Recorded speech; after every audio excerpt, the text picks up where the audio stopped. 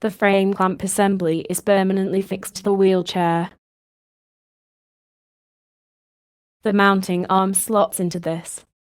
Apply the brakes before attaching the mount.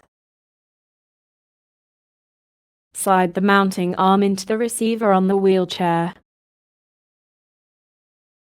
Turn the blue locking nut. Swing the arm up and over.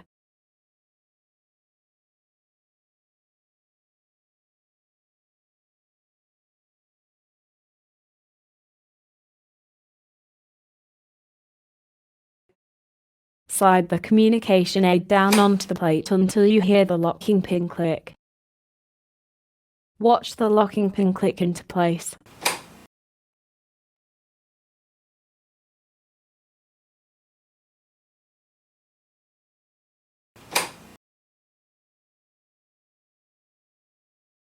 To remove the communication aid, pull out the locking pin and slide off the mount.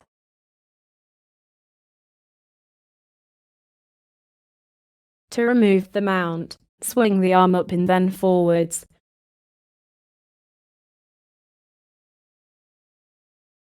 Undo the blue locking nut and lift the mount from the chair.